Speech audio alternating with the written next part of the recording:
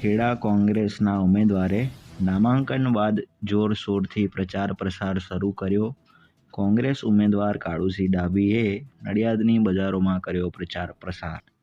કોંગ્રેસ શહેર પ્રમુખ હાર્દિક ભટ્ટ સહિત કોંગ્રેસ કાર્યકર્તાઓ મોટી સંખ્યામાં જોડાયા.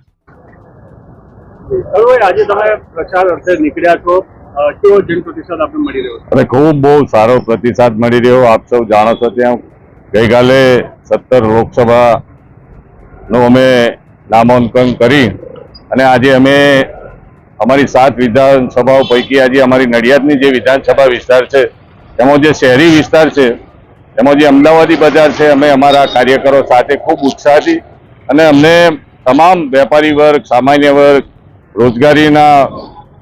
રોજગારી આપતા લોકો હોય એવા સામાન્ય માણસો પણ અમને ખૂબ આવકારી રહ્યા છે અને ખૂબ સારો પ્રતિસાદ મળી રહ્યો છે.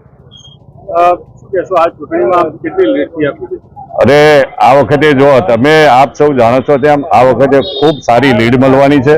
આ બેઠક 14 વખત ચૂંટણી થઈ, એમાં 12 વખત અમે કોંગ્રેસ જીત્યા. ફક્ત 2 જ વખત ભાજપની આ બેઠક આવી છે ખેડાની, અને આ વખતે અમે 2 લાખની લીડથી આ બેઠક અમે જીતી લેવાના છીએ.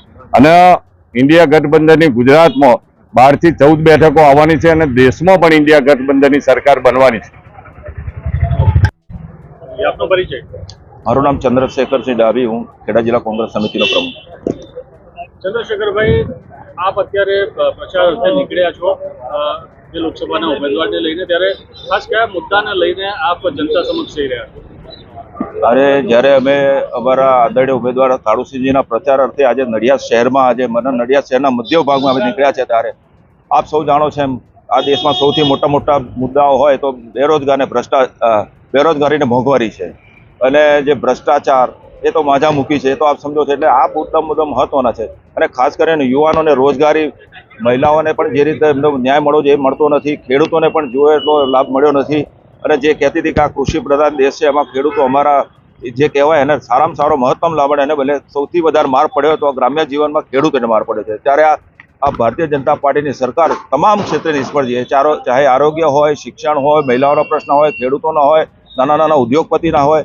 આજે અમે બજારમાં નીકળીએ છીએ ત્યારે એક જ વાત કરે છે કે સાહેબ અમને આ વખતે બહુ જ તકલીફ છે. આ 10 વર્ષના ભારતીય જનતા પાર્ટીના કેન્દ્રના શાસનમાં અમને સૌથી વધારે તકલીફ પડી હોય તો આ 10 વર્ષ રહ્યા.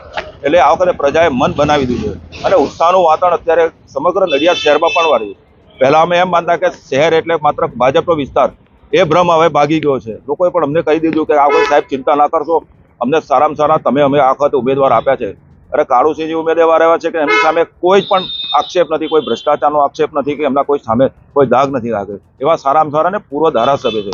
અને આ જે અત્યાર સુધીના જિલ્લામાં જે 6 ધારાસભ્ય પૂર્વ હતા એમાં સૌથી વિશેષ કામગીરી કરી હોય, સારામાં સારી, જે આંખે ઉડીને વળગીને હોય એવા અમારા કાળુસિંહજી છે. એટલે જનપ્રતિસાદ મળી રહ્યો છે.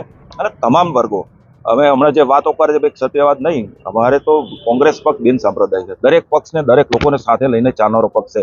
એટલે તમામ વર્ગો, ચાહે વણિક હોય, પાટીદાર હોય, ક્ષત્રિય હોય, SC ST, દરેક વર્ગ એમાં દરેક આવી જાય છે. એને કોંગ્રેસની વિચારધારા એક જ આપ સમજો છો કે સમગ્ર કોંગ્રેસની વિચારધારા એક જ એવી છે કે સમગ્ર દેશના લોકોને સાથે ચાલી રહે છે. ત્યારે આ વખતે મને ચોક્કસ ખાતરી છે કે લોકોએ મન બનાવી દીધું છે કે આ વખતે માત્ર કોંગ્રેસ જ કોંગ્રેસના ઉમેદવારને આ લોકો એમના જીતાડીને અમારો આ જે વિજય અભિયાનમાં સૌ ઉત્સાહભેર ભાગ લેશે એવી આપને અભ્યર્થના છે. અને બીજું આપના માધ્યમથી આપને કહું છું કે દરેકને આપ કહેજો કે મતદાન ચોક્કસ કરજે. આપને જે યોગ્ય લાગે એ પક્ષને કરજો, પણ મતદાન કરવા જરૂર.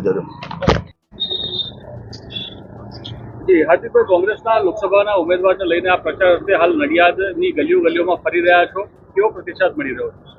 હાલ અમે અમારા ઉમેદવારને લઈને નડિયાદના વેપારી વિસ્તાર જે કહે છે કે અમદાવાદી બજાર, ડભાણ ભાગોળના વિસ્તારમાં અમે અત્યારે નીકળ્યા છે. દુકાને ફરીએ છીએ. વેપારીઓનો, અંદર કામ કરતા કર્મચારીઓનો એવો સારો પ્રતિસાદ છે. લોકો ચાલુ સરકારથી ખૂબ જ નારાજ છે, ખૂબ જ કંટાળી ગયા છે. હવે સરકાર બદલવાના મૂડમાં છે. લોકોને કંઈક નવું જોઈએ છે, રોજગારી જોઈએ છે, શિક્ષણ ક્ષેત્રે ક્રાંતિ જોઈએ છે. માટે વેપારીઓ અને રસ્તા પરના લોકોનો પણ એટલો સારો પ્રતિસાદ છે કે કદાચ આ વખતે પરિણામ બદલાઈ જશે, એમાં કંઈ નવાઈ નહીં લાગે. ખાસ કયા મુદ્દાઓને લઈને આપ જનતા સમક્ષ જઈ રહ્યા છો? એક તો બેરોજગારીનો મુદ્દો છે, શિક્ષણનો મુદ્દો છે, નડિયાદના રોડ, રસ્તા, ગટરોના મુદ્દા છે. અમારે તો નડિયાદ આવે એટલે મૂળ નડિયાદનું જોવાનું. નડિયાદમાં થયેલા ભ્રષ્ટાચારના મુદ્દા છે. નડિયાદમાં હોસ્પિટલોના મુદ્દા છે, ટ્રેનોના સ્ટોપેજ કપાઈ ગયા એના મુદ્દા છે. એટલે અમે આ બધા મુદ્દા સાથે નડિયાદના લોકો સાથે ચર્ચા કરી છે અને 100% આ વખતે પરિણામ મળશે અને અમને સાથ મળશે ને લોકોનો મત મળશે, એમાં બિલકુલ બેમત નથી.